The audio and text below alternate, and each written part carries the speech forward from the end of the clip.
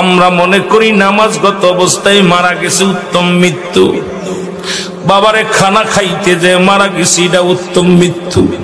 সড়ক দুর্ঘটনায় মারা যায়, গমের ঘরে মারা যায়, কত না দুর্ঘটনায় মারা যায়।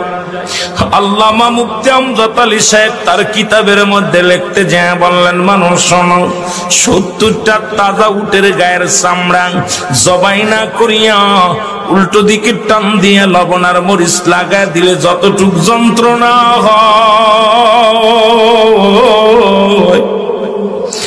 এর চাইতে 70 গুণ যন্ত্রণা হলো একটা সাধারণ মৃত্যু। এখন আমরা মরণকালে অনেকে পায়খানা করে দিই রে, মরণের সময় অনেকে প্রস্রাব করে দিই।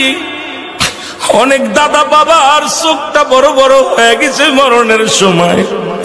অনেকের মরণের সময়, মুসলমান শুনে নাও, অনেকের মরণের সময় এই দুটি অমুসলমান জিহ্বাটা বাইর হয়ে গেছে। তাদের মরণটা কত কঠিন হয়। সহজ মৃত্যু যদি এত কঠিন হয়, কঠিন মৃত্যুটা কত কঠিন। আর কত মানুষের জানাজা পড়লা, কত মানুষের দাফন করলা, কত মানুষের শেষ গোসল করে দিলা।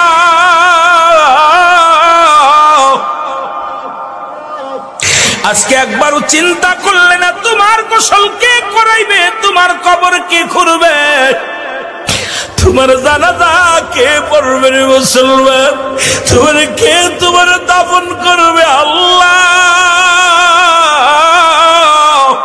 এই কার জন্য তুমি সুদ খাও, কার জন্য ঘুষ খাও, কার জন্য জিনা ব্যভিচার করো, কার জন্য মিথ্যা মামলা দাও, মিথ্যা কথা বলো, কার জন্য পরের বউ ভেঙে নিয়ে যাও, কার জন্য তুমি অন্যায় পথে পা বাড়াইলা, দুনিয়ার সম্পদ করলাও। এই দুনিয়ার সম্পদ খাবে লোকে, তোমার দেহটা খাবে পোকে। এই দেহ কেন তোমার পোক পাকালিতে খেয়ে ফেলবে? ও মুসলমান, এমন দেহ করো যে দেহটার মধ্যে পোকা লাগবে না, যে দেহটার মধ্যে